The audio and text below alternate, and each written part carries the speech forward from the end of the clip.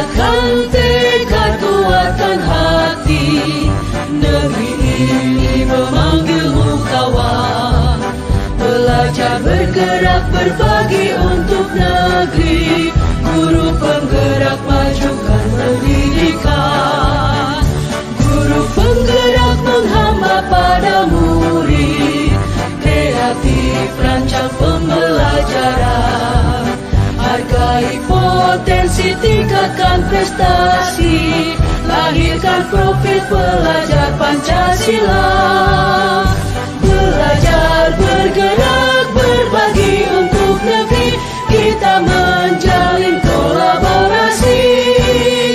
Belajar bergerak berbagi untuk negeri, demi bakti pada Ibu Pertiwi.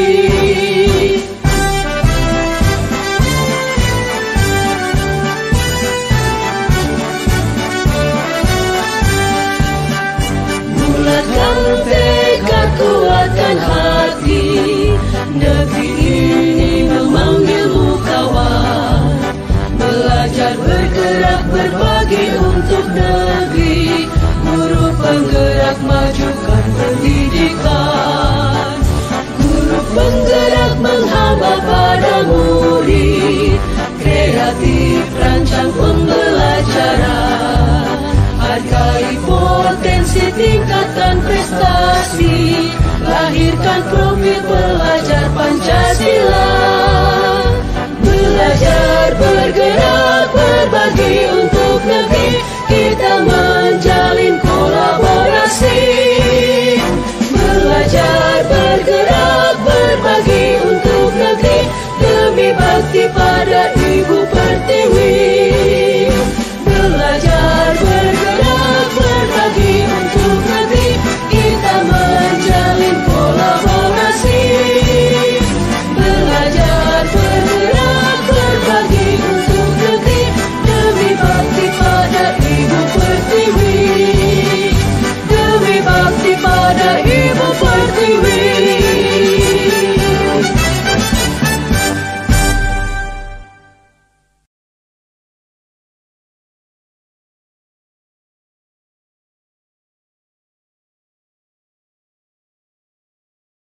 Anita, Ibu ingin bertanya, mengapa kamu Ibu panggil ke sini? Saya tidak mengetahui tugas dari Ibu. Iya. Kemarin kamu masuk sekolah kan? Iya Bu, tapi saya kecapean dan saya ketiduran Bu. Iya. Setiap manusia itu pasti mempunyai kesalahan. Sekarang Ibu ingin bertanya, mengapa kamu ketiduran di kelas? Semalam saya membantu orang tua saya untuk membuat kue Bu untuk orderan orang. Kita kemarin sudah membuat satu kesepakatan, yaitu keyakinan kelas ya. Keyakinan kelas apa yang kamu langgar? Selalu bertanggung jawab Bu. Ya. Sekarang Ibu tanya, apakah kamu mempunyai solusinya? Iya Bu, saya akan minta maaf dengan Ibu dan sepulang nanti saya akan mengerjakan tugas dari Ibu dan besoknya saya akan membuat kue. Baiklah, kalau begitu untuk sekarang Ibu kasih kesempatan, tapi Ibu minta untuk selanjutnya jangan diulangi kembali ya. Iya Bu. Silakan masuk ke kelas. Terima kasih Bu. Ya.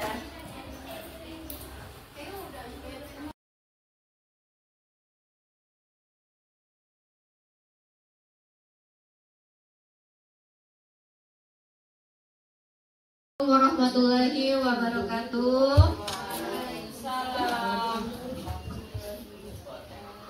Yang saya hormati kepala sekolah, yang saya hormati juga ibu-ibu sekalian.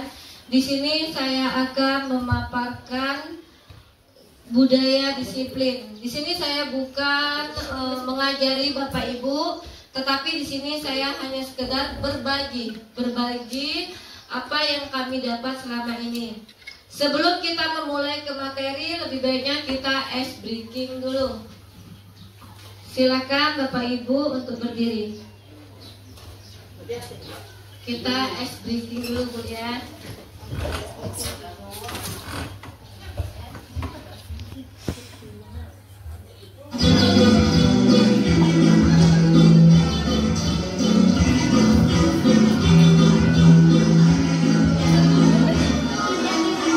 Jangan diputar-putar.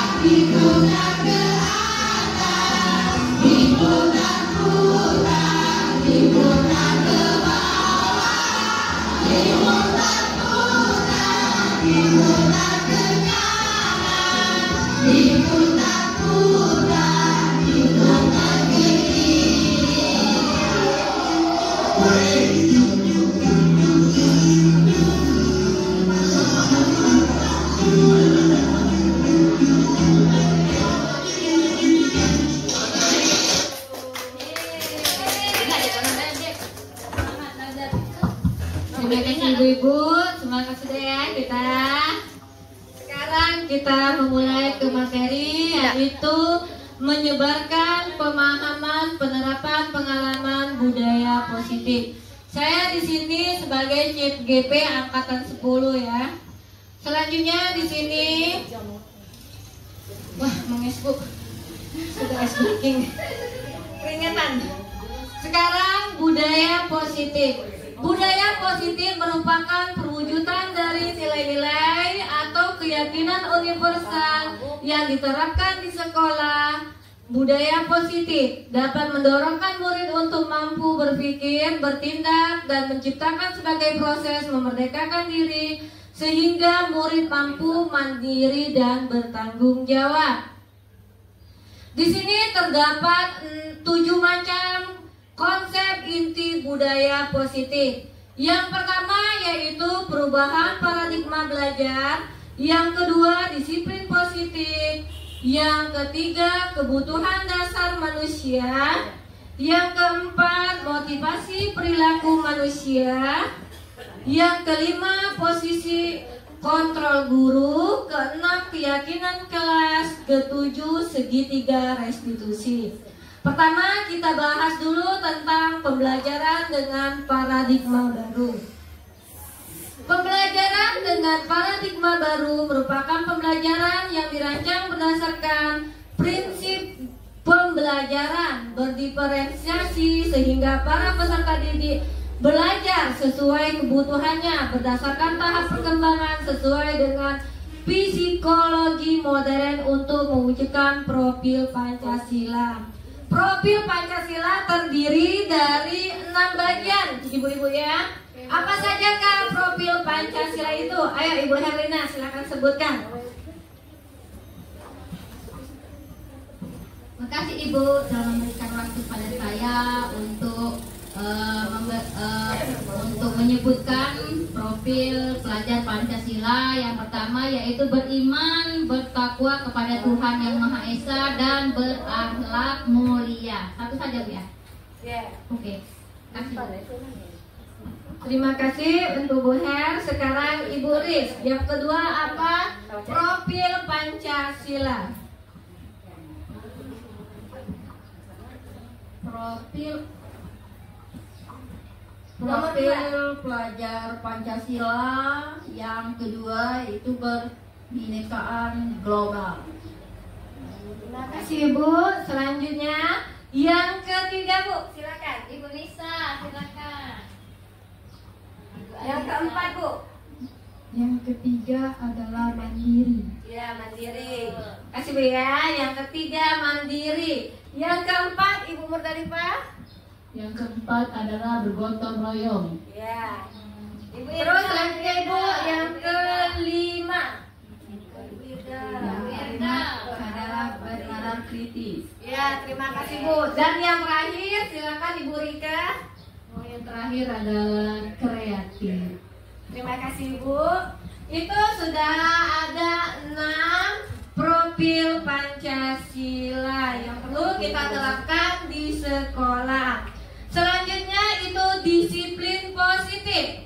Disiplin positif adalah pembiasaan hal yang baik, mencakup sikap atau perilaku maupun tutur kata oleh seluruh warga sekolah, terutama bagi murid, agar dapat berkembang menjadi pribadi yang kritis, mandiri, dan bertanggung jawab.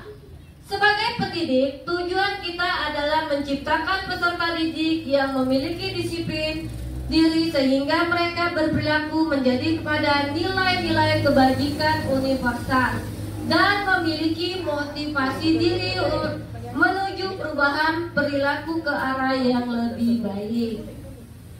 Selanjutnya kebutuhan dasar manusia. Yang nomor 3 ya. Kebutuhan dasar manusia merupakan sesuatu yang kita lakukan untuk mendapatkan apa yang kita inginkan. Seluruh tindakan yang kita lakukan memiliki tujuan semua usaha terbaik yang kita lakukan agar kebutuhan dasar kita terpenuhi dengan baik. Di sini ada 5 macam kebutuhan dasar manusia, atau kelima macam ini kebutuhan yang perlu untuk murid kita. Pertama itu mereka bertahan hidup, sama seperti kita Ibu ya, makan, pakaian, tempat tinggal, keamanan. Selanjutnya yaitu kasih sayang dan rasa diterima. Sama seperti kita, kalau kita tidak dihargai, bagaimana perasaan kita? Begitu juga dengan anak murid kita. Dipedulikan, berbagi, kerjasama, dan menjadi bagian dari kelompok. Mereka sangat dihargai berarti. Yang ketiga, penghargaan. Penghargaan di sini harga diri, keinginan untuk dianggap, memimpin, berprestasi, dan didengar. Yang keempat, kebebasan mandiri, memiliki pilihan mencoba hal baru. Mereka itu dibebaskan untuk berkreasi lebih banyak lagi, mampu mengendalikan arah dirinya. Yang kelima, kesenangan. Mereka perlu bermain, humor, terutama pada murid. Mereka sangat perlu itu untuk bermain. Bahkan sehari-hari mereka tidak luput dari yang namanya bermain dan tertawa dengan teman-teman. Selanjutnya keempat, motivasi perilaku manusia. Motivasi perilaku manusia di sini terdiri dari 3 macam. Yang pertama itu adalah untuk menghindari ketidaknyamanan atau hukuman. Di sini ini adalah tingkat terendah dari motivasi perilaku manusia. Setiap manusia atau setiap murid dia tidak ingin dihukum. Tambah lagi kita tidak mau yang namanya hukuman. Biasanya orang yang memotivasi perilakunya untuk menghindari hukuman atau ketidaknyamanan akan bertanya, apa yang akan terjadi apabila saya tidak melakukannya? Sebenarnya mereka sedang menghindari permasalahan yang mungkin muncul dan berpengaruh pada mereka secara fisik, psikologis maupun tidak terpenuhinya kebutuhan mereka. Bila mereka tidak melakukan tindakan tersebut, motivasi ini bersifat dengan eksternal. Yang kedua, itu motivasi untuk mendapatkan imbalan. Dia hanya ingin mendapatkan imbalan, pujian, ataupun penghargaan saja. Satu tingkat di atas motivasi yang pertama. Di sini orang berperilaku untuk mendapatkan imbalan atau penghargaan dari orang lain semata-mata, bukan karena keinginan atau kemauan mereka. Terus di sini orang berperilaku untuk mendapatkan imbalan atau penghargaan dari orang lain. Orang dengan motivasi ini akan bertanya, apakah yang akan saya dapatkan apabila saya melakukannya? Mereka melakukan sebuah tindakan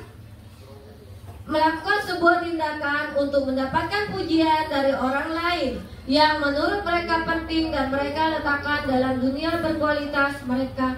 Mereka juga melakukan sesuatu untuk mendapatkan hadiah, pengakuan atau imbalan saja, bukan karena hati nurani mereka. Yang ketiga, motivasi yang ketiga yaitu untuk menjadi orang yang mereka inginkan dan menghargai diri sendiri dengan nilai-nilai yang mereka percaya. Orang dengan motivasi ini akan bertanya, akan menjadi orang yang seperti apa bilanya saya melakukannya. Berarti ini memang dari niat dia melakukan sesuatu. Mereka melakukan sesuatu karena nilai-nilai yang mereka yakini, mereka hargai. Dan mereka melakukannya karena mereka ingin menjadi orang yang melakukan nilai-nilai yang mereka yakini tersebut. Ini adalah motivasi yang akan membuat seorang memiliki disiplin positif.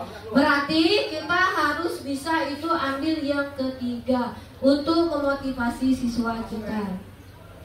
Selanjutnya, posisi kontrol guru. Di sini saya akan melihatkan video posisi kontrol guru. Silakan Ibu dilihat di proyektornya.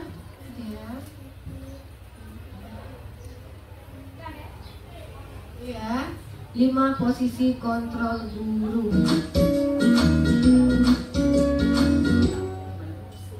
Salam bahagia Ibu dan Bapak guru hebat. Dalam penerapan disiplin positif restitusi, salah satu program yang dikembangkan adalah 5 posisi kontrol. 5 posisi kontrol dalam restitusi adalah proses perjalanan seorang pendidik agar dapat mengenali dirinya. Pada video kali ini, kita akan membahas tentang 5 posisi kontrol yang dikembangkan oleh Diane Goshen dan contoh penerapannya.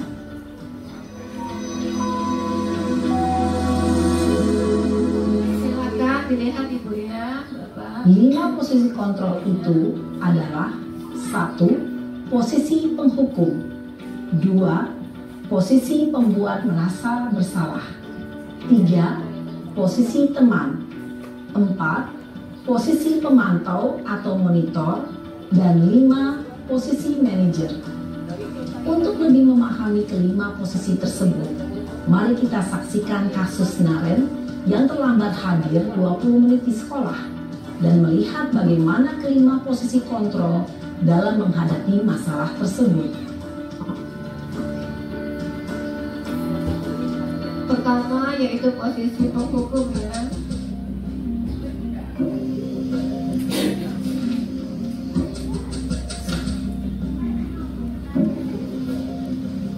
Naren, sini kamu. Selamat pagi, Bu. Selalu terlambat. Kamu deh, pasti terlambat. Maaf, Bu. Saya Apa? Apa coba? Alasan kamu apa lagi?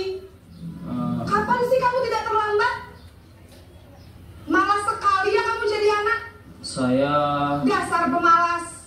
Gak kapok-kapok sih kamu. Sudah berapa kali terlambat? Sana, kamu keliling lapangan basket 2 kali. Kenapa saya harus keliling lapangan basket, Bu? Kenapa? Kamu mau lawan ibu? Berani-beraninya jawab. Sudah terlambat, masih berani jawab pula. Sekarang, keliling lapangan basket 5 kali sekalian, biar kapok. Cepat, pergi sana ke lapangan basket. Posisi penghukum biasanya berbicara dengan nada tinggi, menghardik, menunjuk-nunjuk, menyakiti, dan menyindir. Hukuman bisa berupa fisik maupun psikis. Ibu dan bapak guru hebat. Dampak yang terjadi pada murid ketika guru berada pada posisi penghukum adalah murid cenderung akan memberontak, bahkan menyimpan dendam.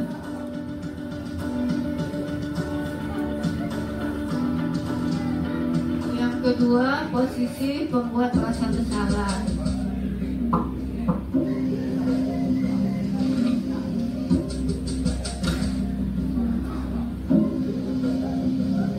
Naren,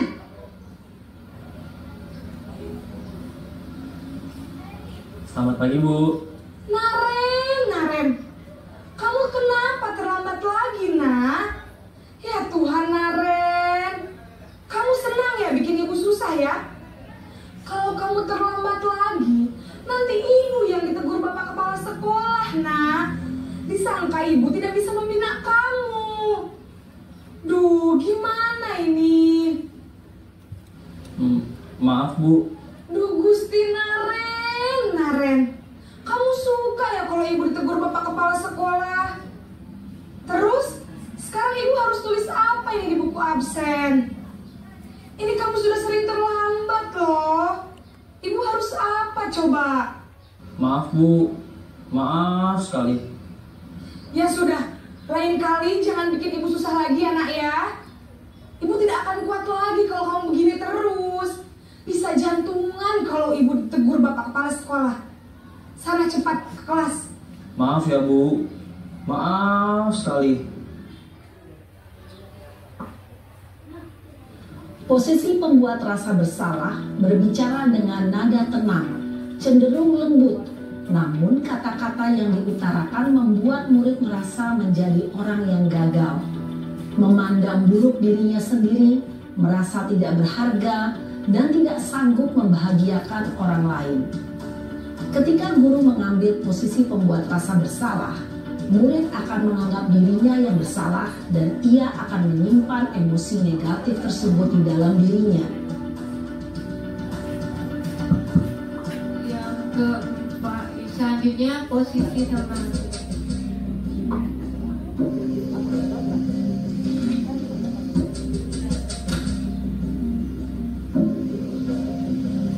Naren!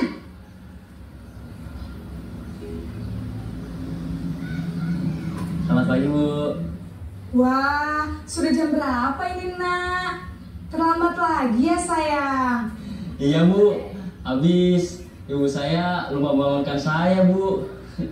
Kamu malah menyalahkan ibu kamu. Kamu bukannya anak yang larinya paling kencang.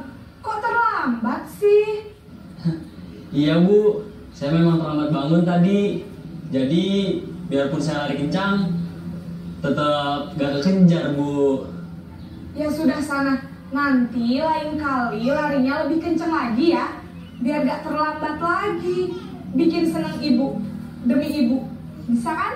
Bisa lah, Bu. Ya sudah sana masuk kelas.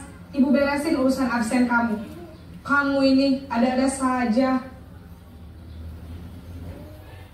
Dalam posisi teman, guru berbicara dengan nada suara ramah, akrab, cenderung bersenda gurau untuk menjaga suasana tetap santai. Murid akan merasa senang, aman, dan akrab dengan guru. Identitas yang tercipta adalah identitas sukses atau berhasil. Namun, perlu diingat, karena ini masih dorongan eksternal, maka ada faktor ketergantungan dari murid kepada orang tertentu.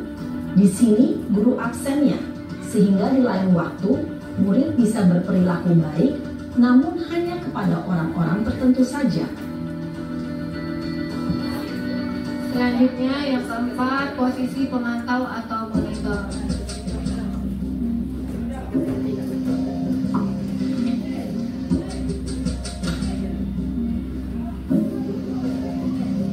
Naren!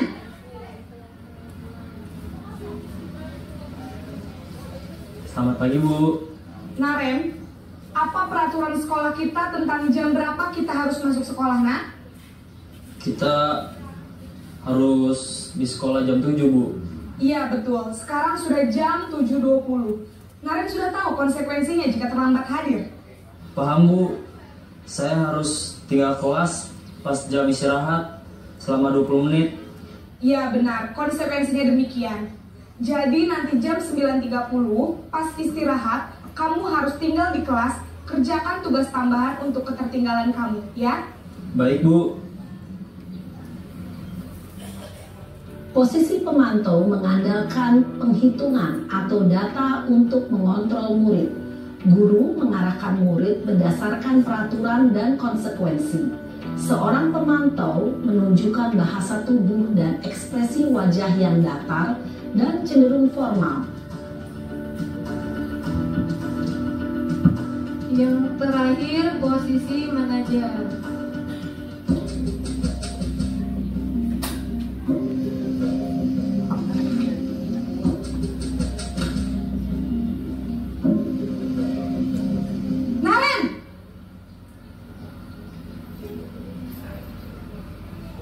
Selamat pagi, Bu.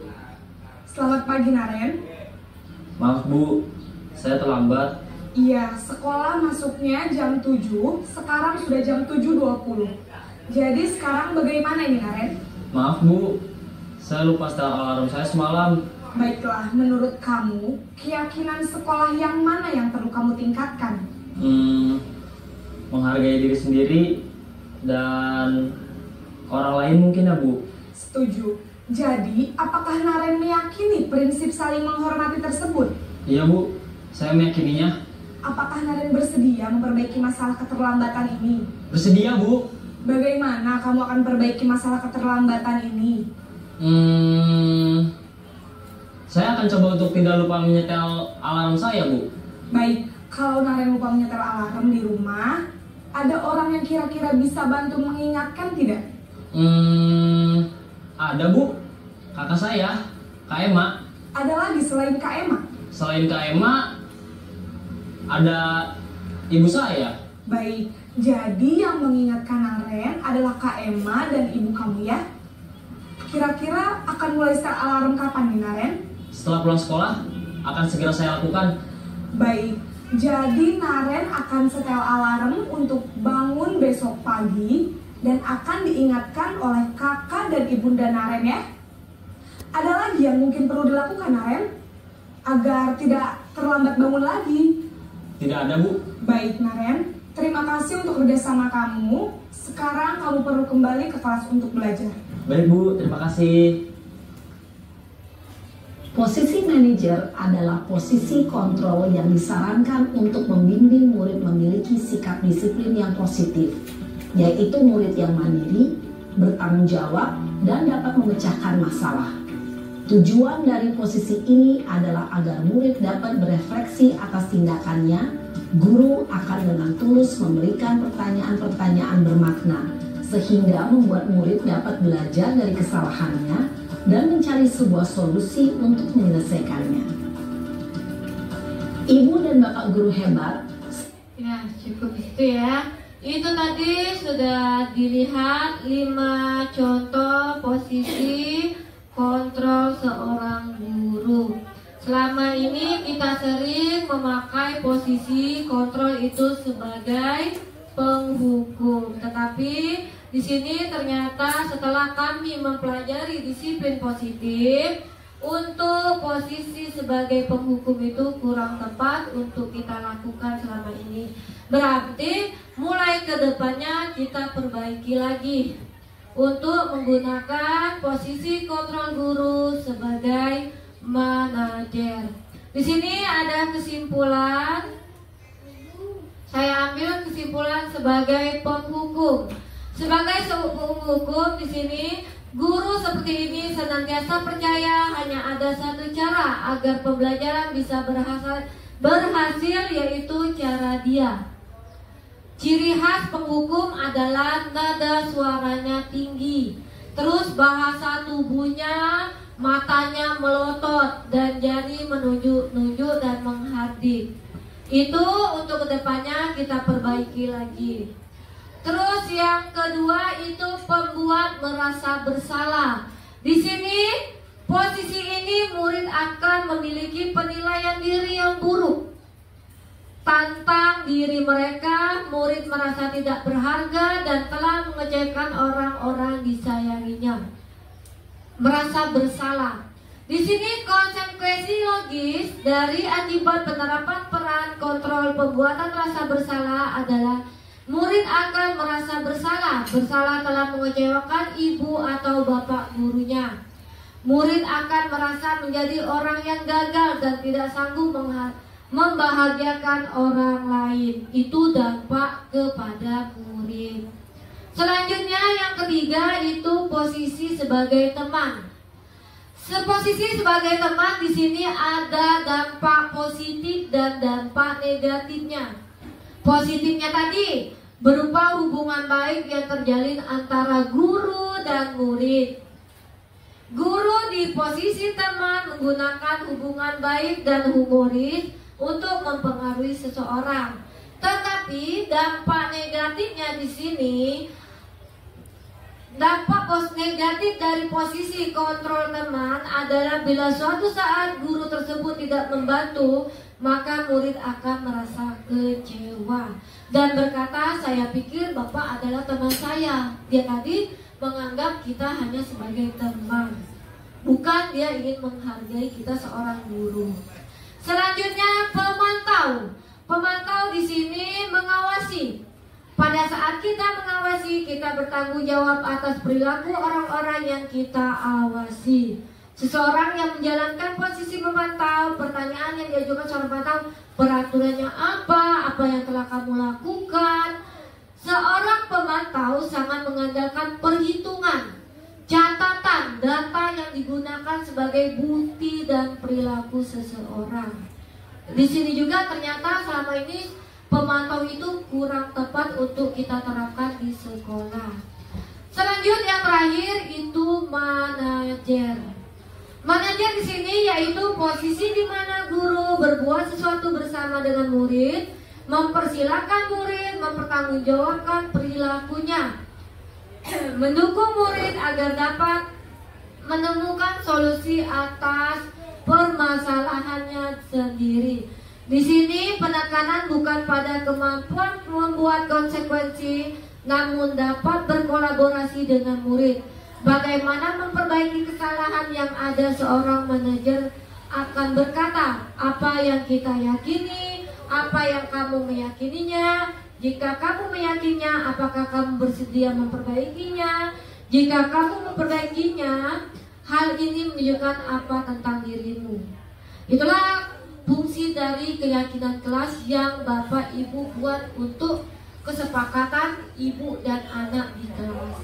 Ini tugas seorang manajer bukan untuk mengatur perilaku seseorang, tapi membimbing murid untuk dapat mengatur dirinya. Seorang manajer bukan memisahkan murid dari kelompoknya, tapi mengembalikan murid tersebut ke kelompok dengan lebih baik dan kuat.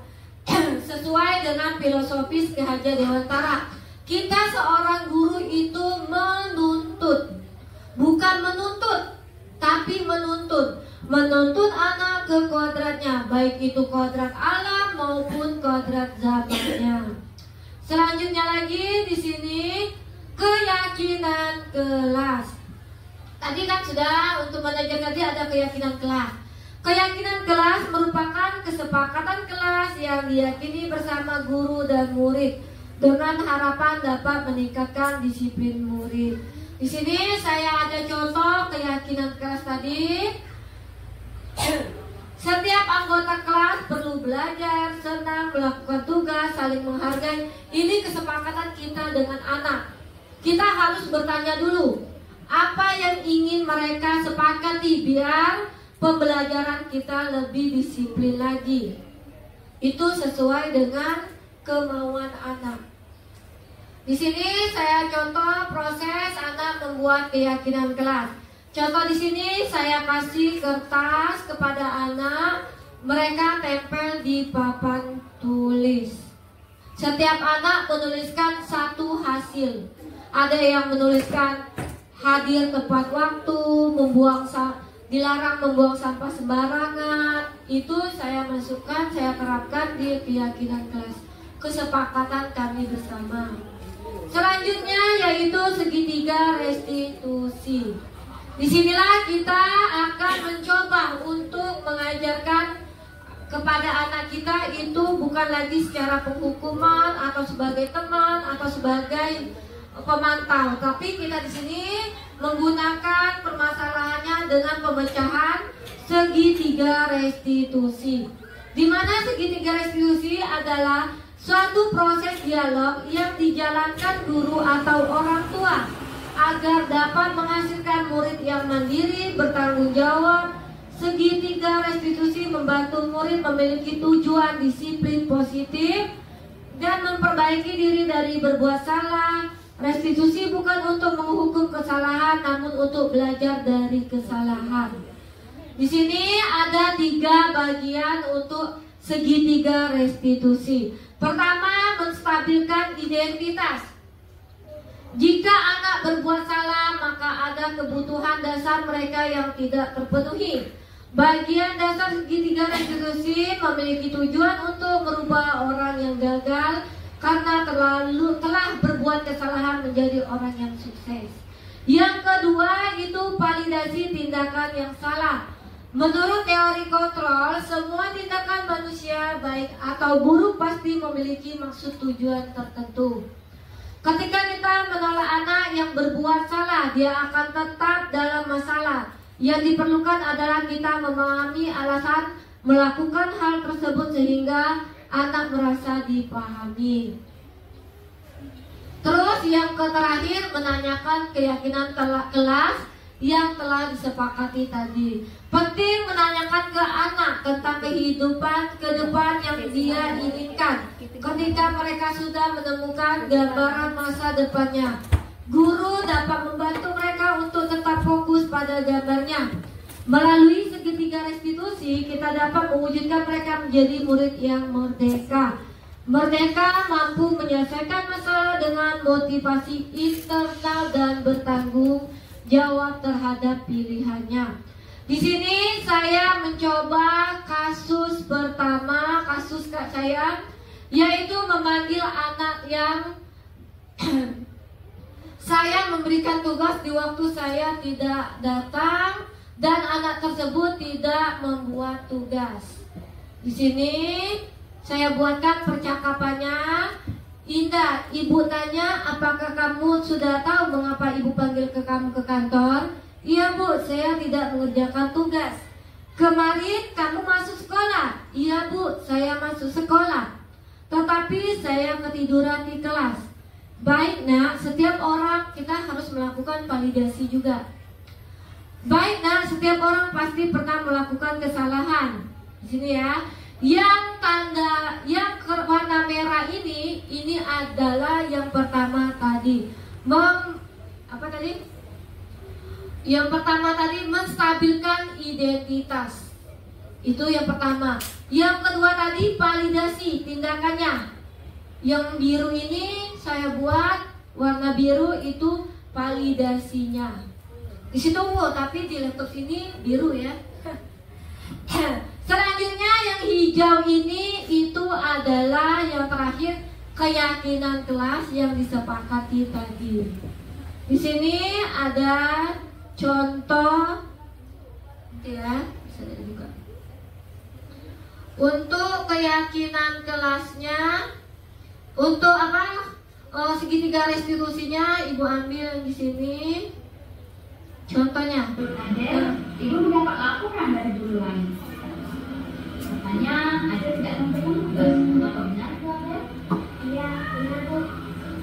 Sudah berapa kali ada tidak memberikan tugas? Sudah 3 kali bu. Tidak mengerjakan tugas itu sebuah kesalahan sih bu Adel. Iya bu. Berbuat kesalahan itu biasanya manusiawi. Setiap manusia pasti mempunyai kesalahan. Yang penting kita belajar dari kesalahan dan berusaha memperbaikinya. Setuju? Setuju. Adel, kita cari solusi sama-sama ya. Adel tidak mengerjakan tugas, pasti ada alasannya. Kenapa sih Adel tidak melakukan tugas? Karena banyak tugas dari rekan yang lain. Adel menyampaikan karena dia mau membalik pekerjaan di sana. Jadi kadang lupa mengerjakan tugas sekolah. Adel tahu keyakinan kelas yang disepakati? Tahu. Kalau tidak membuat tugas sesuai dengan keyakinan kelas kita tidak? Tidak bu. Menurut Adel, keyakinan kelas apa yang ada langgar? Menurut Adel, mengerjakan tugas itu penting tidak untuk Adel? Penting bu. Baiklah, jadi membuat tugas itu penting bagi Adel. Jadi bagaimana Adel bisa mengatur waktu yang mana tugas sekolah dan yang mana tugas di rumah?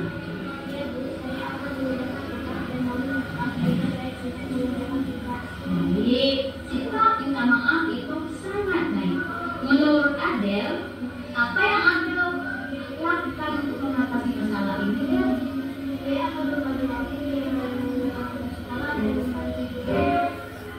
baik, Adel sudah menemukan solusinya. Ibu akan bekerjasama dengan orang tua Adel agar bisa memberikan lebih banyak waktu untuk Adel belajar di rumah ya. Sekarang silakan Adel kembali ke kelas ya.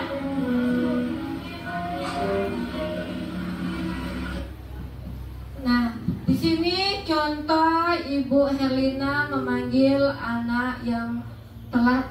Itu mengapa itulah yang kita gunakan sebagai segitiga restitusi. Berarti untuk kedepannya kita bisa lebih memperbaiki lagi cara kita, posisi kontrol kita seorang guru.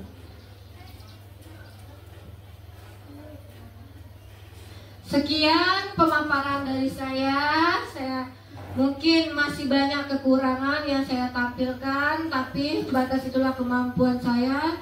Sekian dan terima kasih. Wassalamualaikum warahmatullahi wabarakatuh.